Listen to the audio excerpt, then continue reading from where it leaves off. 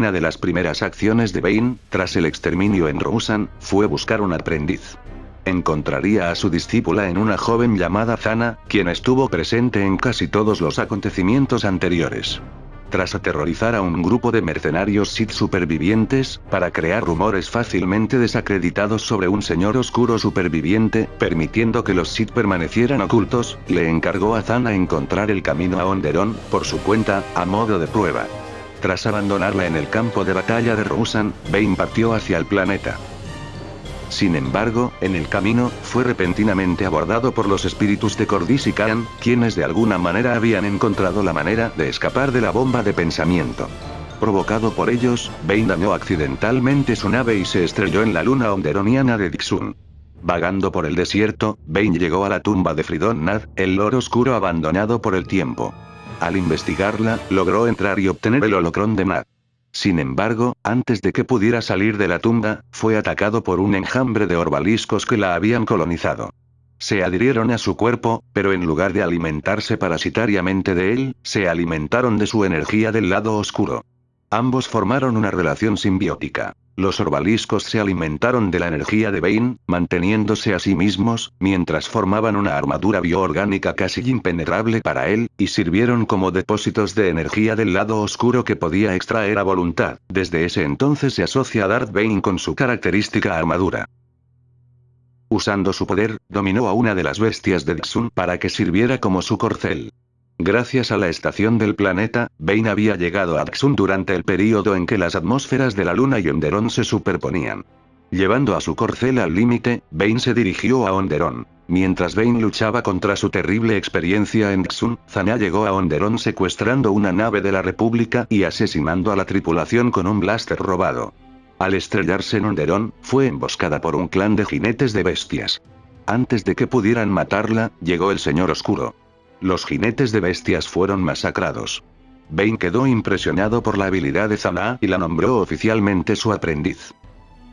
Darth Bane y Zana se asentaron en Ambria, a orillas del lago Nat, un foco de energía del lado oscuro en el planeta.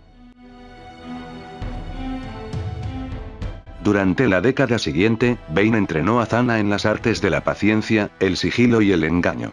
La propia joven desarrolló un talento para la hechicería Sith, convirtiéndose en una hábil ilusionista. Las habilidades del Señor Oscuro como duelista también influyeron en su aprendiz, quien se convirtió en una formidable combatiente por derecho propio.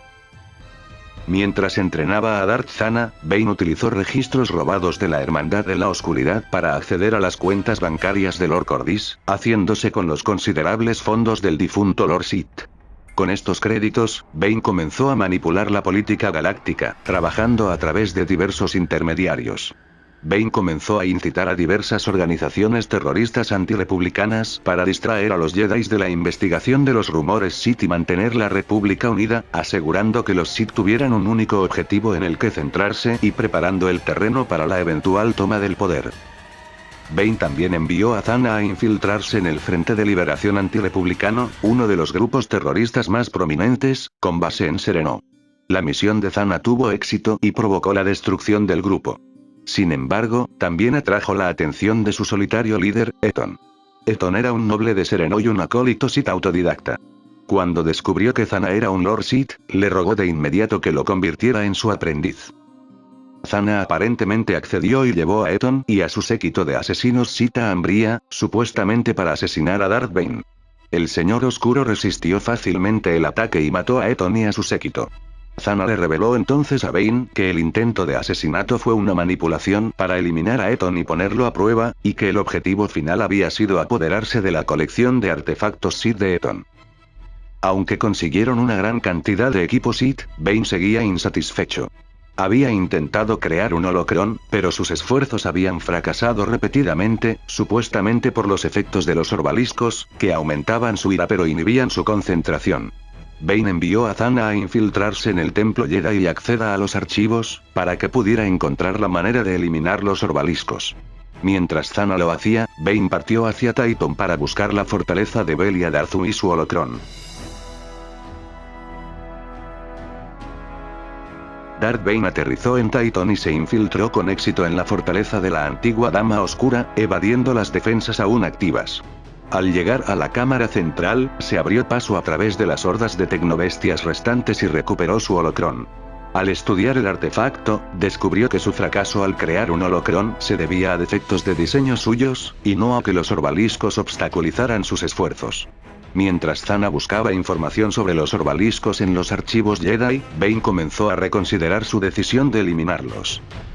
Mientras Zana encontraba la información que buscaba, también se encontró con su primo Darovit. De niños, Zana y Darovit fueron reclutados por los Jedi para ayudar en la campaña de Ruusan.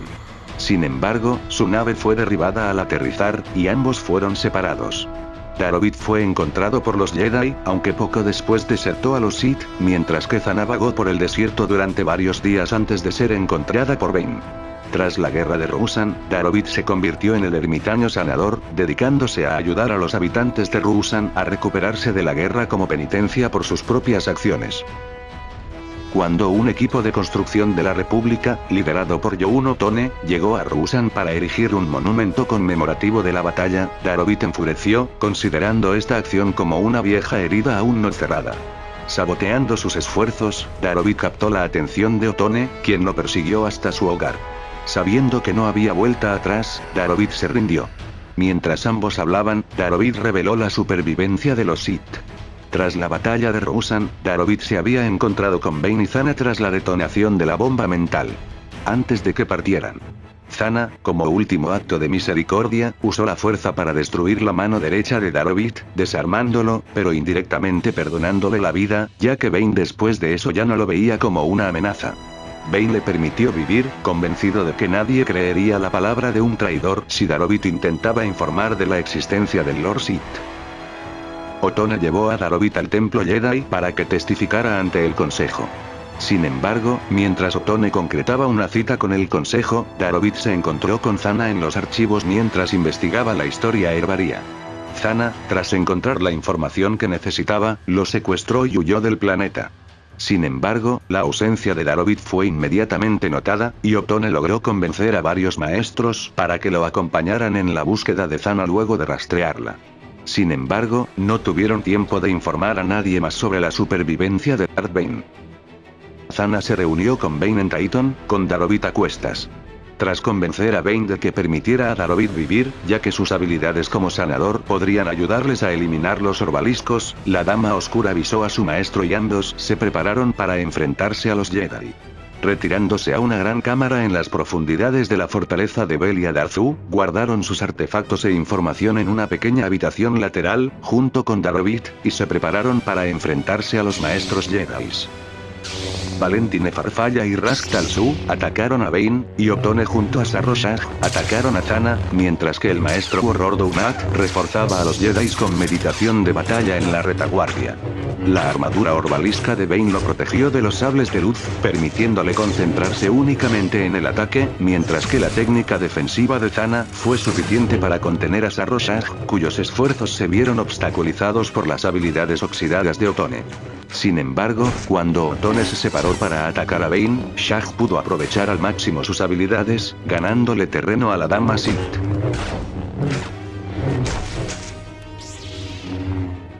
Bane, intentando detener el avance de los Jedi, atacó a Doumat. Aunque Farfalla logró salvar a Doumat de Bane, también interrumpió su meditación de batalla, distrayendo al maestro y permitiendo que Zana matara a Shah. Liberada para ayudar a Bane, Zana empaló al Su mientras Bane decapitaba a Farfalla y degollaba a Doumat. Mientras el Señor Oscuro se preparaba para ejecutar a Otone con una ráfaga de rayos de la fuerza, Horror usó sus últimas fuerzas para encerrar al Señor Oscuro en un escudo de la fuerza, provocando que el rayo se volviera contra Bane. Esto reveló una gran debilidad en los orbaliscos. No soportaban las descargas eléctricas y fueron aniquilados por los rayos. Al morir, liberaron una excreción tóxica en el cuerpo de Bane, que lo dejaría muerto en cuestión de días a menos que recibiera tratamiento. Tras acabar con Otone ella misma, Zana cargó rápidamente el cuerpo moribundo de Bane en su nave, junto con Darovit y los artefactos e información que habían reunido, y se dirigieron a Ambria. Tras reunirse con el sanador Khaled, en quien Bane había confiado previamente cuando Gitani lo envenenó, Zana intentó extorsionarlo. Sin embargo, a Caleb no le preocupaban las amenazas de la Dama Oscura, pues su hija era lo único que le importaba y ya la había dejado ir. Mientras Zana se desesperaba, Darovit convenció a Caleb de que sanara a Bane, con la condición de que Zana les permitiera enviar un mensaje a los Jedi informándoles de la existencia de Bane, su ubicación y su estado de malherido. Mientras Darovit esperaba que los Jedi detuvieran a ambos Sith y permitieran a Zana redimirse, la aprendiz Sith tenía otros planes. Tras permitirles enviar el mensaje, escrito y entregado por un dron mensajero, Zana esperó a que sanaran a su maestro y entonces atacó. La dama Sith desmembró al curandero y usó sus habilidades para volver loco a Darovit antes de esconderse junto con Bane. Los Jedi llegaron poco después y encontraron los restos de Caleb. Atacados por el enloquecido Darovit, lo abatieron rápidamente. Suponiendo que Darovit era el Señor Oscuro, creyeron que él había derrotado a los maestros de Tython por su cuenta, pero resultó herido y sus intentos de curarse a través del lado oscuro fracasaron. Creían que Caleb había sido asesinado por este Bane falso, cuando buscó tratamiento y descubrió que Caleb había enviado el mensaje a los Jedi. Tras recoger los restos de Caleb para enterrarlo, los luminosos partieron. Satisfechos de que los Sith fueron finalmente derrotados, glorificaron el encuentro como la caída de Darth Bane.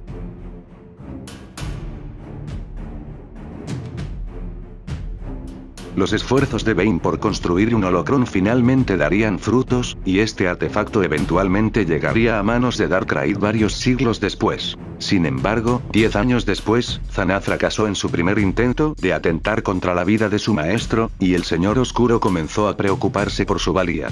Preocupado por la incapacidad de su aprendiz para sucederlo, Bane se dedicó a buscar el holocrón perdido de Darth Nehru y los medios para alcanzar la inmortalidad.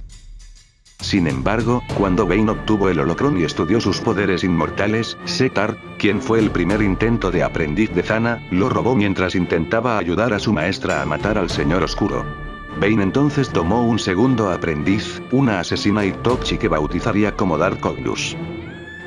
Pero Bane le advirtió que su entrenamiento no podría comenzar oficialmente hasta que se resolviera el asunto de su actual aprendiz Sith. El Señor Oscuro le preguntó a su nueva aprendiz si las visiones que tenía habían revelado el resultado de su batalla, pero la Itochi afirmó que lo que había visto respecto a su enfrentamiento era indeterminado. A veces lo veía como el vencedor, en otras, la dama Sith prevalecía. Bane supuso que las visiones de Cognus eran confusas porque Zana se había convertido en su igual. Cognus se quedó reflexionando mientras Bane iba a convocar a su estudiante para un último enfrentamiento. Ella sospechaba que la mujer rubia llegaría con refuerzos considerables para asegurar su victoria, pero Bane discrepó y le dio una descripción preliminar de los principios de la regla de 2. Ella lo comprendió y juró no interferir cuando llegara la Dama Oscura. En cuestión de momentos, la aprendiz de Bane apareció y desembarcó de su lanzadera con recelo al ver a Darth Cognus. Sin preferir a ninguno de los dos, Cognus expresó su deseo de aprender de un verdadero maestro Sith y se comprometió a servir a la recién llegada si demostraba ser la más fuerte de los dos. La batalla se desató rápidamente mientras Cognus observaba. Los sables de los oponentes se movían más rápido de lo que sus ojos podían seguir. Cuando le pareció que Zana había ganado, una repentina y cegadora luz roja la hizo girarse. Sintiendo una impresionante descarga de energía, Cognus supo que el espíritu de Darth Bane se había separado de su cuerpo de alguna manera y había intentado habitar en su primera aprendiz.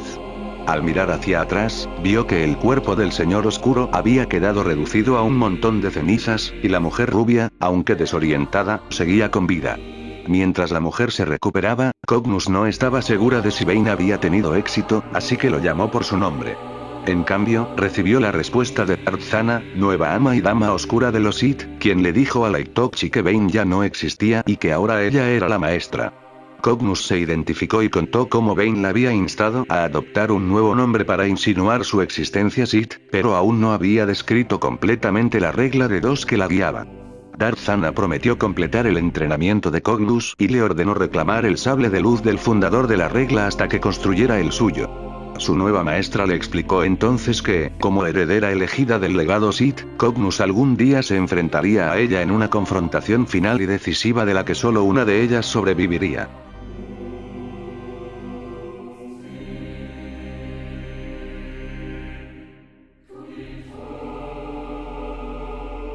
En algún momento posterior de su vida, Cognus tomó a su propio aprendiz, el humano mutante de 3 ojos, que sería bautizado como Darth Millennial.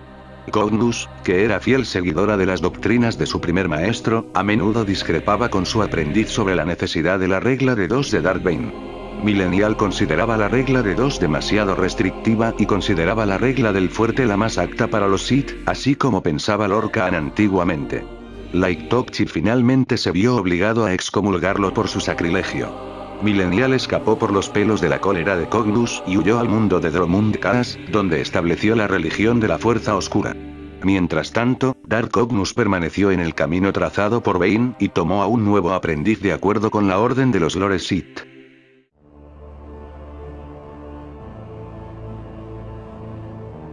El hombre que eventualmente se convirtió en Darth Vectibus comenzó siendo un simple empresario, un individuo astuto pero justo. Al tomar el control de una operación minera cerca de Vimiel, descubrió que era sensible a la fuerza latente y comenzó a sentir la energía del lado oscuro impregnando la mina. A medida que investigaba y aprendía de estas energías, también comenzaron a afectar negativamente a los mineros y a contaminar el mineral, lo que lo obligó a cerrar las instalaciones. Al estar libre de la necesidad de gestionar sus negocios, el hombre comenzó a viajar por la galaxia en busca de conocimiento sobre la fuerza. Finalmente, entró en contacto con la Orden de los Lores Sith y se convirtió en aprendiz. Al convertirse en Darth Vectibus, logró mantener el control de sí mismo, confiando en su firme código ético para evitar ser corrompido por el lado oscuro. Convertido en maestro Sith, Vectibus regresó a la mina, construyó una mansión en el lugar y vivió felizmente rodeado de familiares y amigos. Vectibus siguió siendo una rareza entre los Sith, ya que no era un conspirador hambriento de poder ni impulsado por la ira, sino simplemente un hombre común.